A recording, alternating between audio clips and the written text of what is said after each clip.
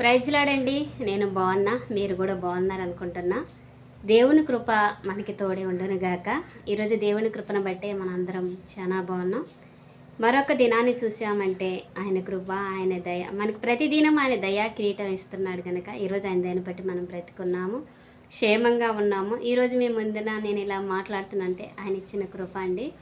మరి ఈరోజు నేను ఏం మాట్లాడాలని దేవుడిని నా హృదయంలో పెట్టిన ఆలోచన ఏంటంటే, కొన్నిసార్లు మనం ఇతరులని ఎంతోగానో నమ్ముతాం కదండి. మనన్న వాళ్ళని మనం ఎంతో నమ్మకంగా, వాళ్ళంటే మనకిష్టం అంటే వాళ్ళ పట్ల మనం నమ్మకంగా ఉంటాం. అంటే వాళ్ళు మంచోళ్ళు, వారి క్యారెక్టర్ మంచిది, వాళ్ళు మాట అంటే పడరు, మంచి యథార్థంగా ఉంటారు, భక్తి జీవితంలో బాగుంటారు అని మనం ఎలాగైతే అనుకొని వాళ్ళు మనం ప్రేమిస్తామో, వాళ్ళ విషయాలలో మనకి ఏదైనా తప్పు తెలిసినప్పుడు మన హృదయం ఎలాగుంటుందండి, ఎంత బాధ అనిపిస్తుంది కదండి. మనం ఇంతగా నమ్మి ఇంతగా దేవుడిని ఆరాధిస్తూ ఎందుకు వీరు ఇలా అయ్యారు, ఏమైంది అసలు వీళ్ళకి అని మన హృదయం ఎంత బాధపడుతుంది. కానీ వాళ్ళు నిజంగానండి, మనం ఇన్నాళ్ళుగా ఉన్న ప్రేమ వారి మీద ఇక ఉండదు ప్రేమ. ఎందుకంటే పలకరిస్తాం, ప్రేమిస్తాం, మాట్లాడతాం, కానీ అలాంటి ప్రేమ మరలా రాదు ఎప్పటికీ కూడా. ఎందుకంటే వాళ్ళు గురించి, ఆ క్యారెక్టర్ గురించి మనకి ప్రతి క్షణం వారి ముఖం చూస్తే, వారు చేసిన పనులు, వారి మీద ఉన్న యొక్క నింద అయ్యే కనపడతా ఉంటాయి. ఎందుకు అది మన హృదయాల నుంచి పోదు అంటే, అది పోవాలంటే చాలా టైం పట్టిద్ది.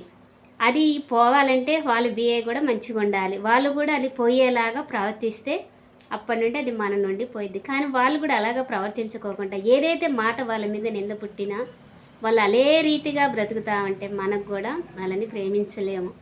ఎందుకు దూరం అయితే. కానీ మన దేవుడు మనల్ని ఎంతగా ప్రేమించాడు, కానీ మనని ఈ లోకానికి పంపించాడు మనల్ని అంటే ఆయనకి మాదిరిగా మనం బ్రతకాలండి. ఎంత భక్తి చేసినా, మనం ఎంత యథార్థంగా ఉన్నా, మనలో నీతి లేకపోతే అది వ్యర్థమే కదండి. నీతి అనేది చాలా అవసరం. మన భక్తి జీవితాల్లో నీతి, మొదట మన నీతిని కాపాడుకోవాలి, మన పరిశుద్ధతని కాపాడుకోవాలి.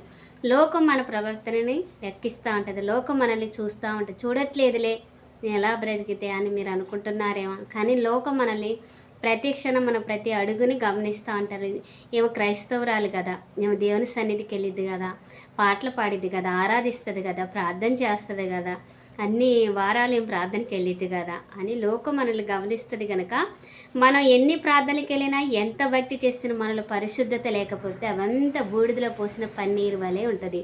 కనుక ఈరోజు దేవుడు మీతో మాట్లాడేది ఏంటంటే, ఒకవేళ మన హృదయం అలాగుందేమో సరే చేసుకోండి, మన జీవితం గిట అలాగుందేమో పరీక్షించుకోండి. కొన్ని జీవితాలను చూస్తే అండి, అసలు ఎందుకు వీరు ఇలా అవుతున్నారని ఎంత ఆలోచించినా ఒకసారి బాధ, గుండెలు కూడా నిజంగా పిండబడతా ఉంటాయి. ఏంటి అసలు భక్తి గుణాలు ఇలా కోల్పోతే మరి భక్తిహీనులకి ఎలా చెప్తారు, బలహీనులకి ఎలా చెప్తారు వీళ్ళు. ఇలా బలంగా ఉండమని ఇప్పుడు మన సాక్ష్యమే కదండి ఇతరులకి మాదిరి. దేవుడు మనకి మన ఇప్పుడు బైబిల్లో ప్రతి భక్తుడు ఒక దేవుని గురించి రాసి, పరిశుద్ధ ఆత్ముడు కూడా దేవుడు ఎలా జీవించాడో, ఎలా బ్రతికాడో అన్నీ దేవుడు మనకి ఒక లేఖనములలో మనకి తెలియపరుస్తున్నాడు. కనుక అవి మనం చూసి దేవుడిని అమ్మడిస్తూ భక్తులను బట్టి దేవుడు నిజంగా ఇలాగున్నాడు దేవుడని మనం అలాగా బ్రతుకుతున్నాం కదండి. మరి ఎందుకు ఈరోజు లోకం ఒక క్రైస్తవులు ఒకరిని చూసి ఒకరు బలపరచబడాలి, కానీ ఒకరిని చూసి ఒకరు దిగజారే స్థితిలోనికి ఎక్కువ శాతం వెళ్తున్నారండి. పాపం చేస్తే మనుషులు చూడకపోయినా దేవుడు చూస్తున్నాడండి. మన మాట, మన నడక, మన ప్రవర్తన, మనం మాట్లాడే ప్రతి మాట అక్కడ ప్రింటింగ్ అయిపోయింది. మనం ఏం మాట్లాడుతున్నామో, మనం ఏ స్థలానికి వెళ్తున్నామో, మనం ఏం చేస్తున్నాం. ఈరోజు ఫోన్లలో చూడండి, అనేకమైన ఫోను వాడితే మంచిదే, కానీ అందులో ఎంత చెడు ఉందంటే అది అంత చెడు ఉంది కనుక అది మన చేతుల్లోనే ఉంది కనుక మనం ఎంత కంట్రోల్ చేసుకొని వాడాలండి. ఫోన్ అంటే ఫోన్ ఉండగా ఏది పడితే అది చూడటానికి మనం లేదు. మనకు అన్ని స్వతంత్రం కలది ఈ లోకంలో, కానీ చేయటానికి స్వతంత్రం లేదు.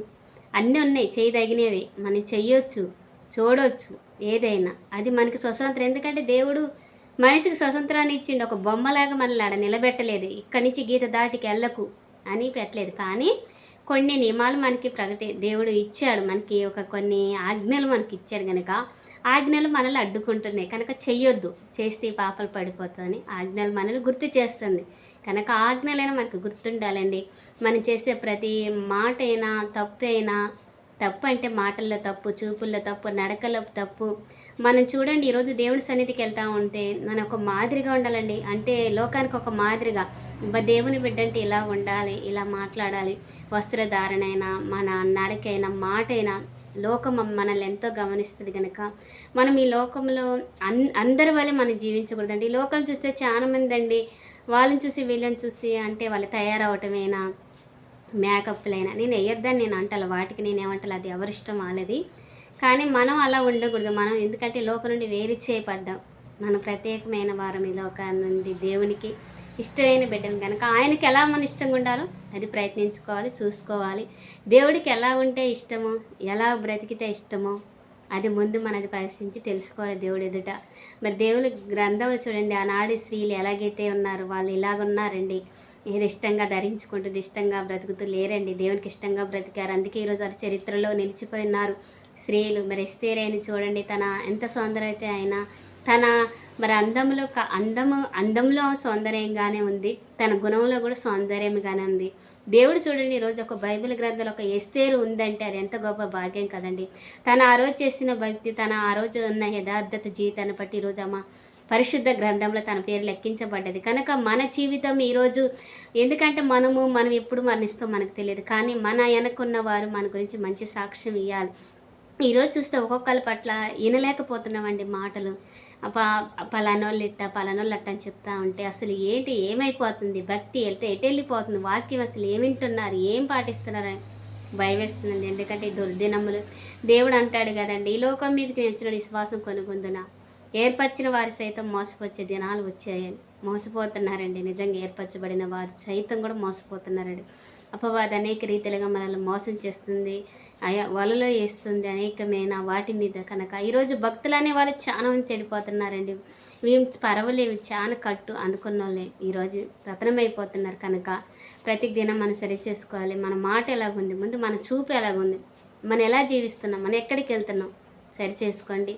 దేవుడు మనల్ని కాపాడుతాడు, రక్షిస్తాడు. కనుక ఆయన మన పట్ల పెట్టుకున్న నమ్మకాన్ని మమ్మి చేయకండి. దేవుడు మన పట్ల ఎన్నో ఉద్దేశాలు పెట్టి ఈ లోకానికి పంపించాడు. కానీ అపవాది ఆ దేవుని యొక్క ఉద్దేశాలు చేయనికుంటుంది, వాడు ఆటంకపరుస్తూ మనల్ని ఈ లోకానికి ఈడ్చుకొని పోతుండే అనేకమైన చూస్తూ. చూడండి, ఒక తామర పువ్వు ఉందంటే తన చెరువులో ఉంటుంది, ఒక బురద గుంటలో ఉంటుంది. చెరువు అన్న శుభ్రంగా ఉంటుందండి, ఎంత బురద ఉంటుంది, నాసు అనేకమైన రకాలుగా ఉంటుంది. అయినప్పటికీ దాంట్లో తామర పువ్వు చూడండి ఎంత అందంగా ఉంటుందో, దాని మీద ఒక నీరు చుక్క వేయండి ఒకసారి ఉంటుందేమో, ఆకు మీదైనా పువ్వు మీద వేస్తే అది ఎమ్మటి జారి వెళ్ళిపోయింది. అంటే తన హృదయంలోకి ఏ పాపం అంటనీయదు. కనుక తామర పువ్వు లాంటి జీవితంగా మనం జీవించి మనకి దేవునికి మహిమకరంగా మనం ఈ లోకంలో జీవించాలండి. మన సాక్షిగా దేవుని కొరకు మనం ఉండాలి. మరి ఈ మాటలు మీకు ఎలా అనిపించింది? దేవుడు నా మనసులో పెట్టిన మాటలు ఈరోజు మీ ఎదుట పెట్టా. మరి మీకు ఎలా అనిపించిందో మరి మీరు కామెంట్ చేయండి. మరి కొత్తగా చూస్తున్న వారైతే సబ్స్క్రైబ్ చేసుకొని లైక్ చేయండి, షేర్ చేయండి. మీ అందరికీ వందనాలండి. దేవుడు మిమ్మల్ని దీవించి ఆశీర్వదించును గాక. ఆమేన్.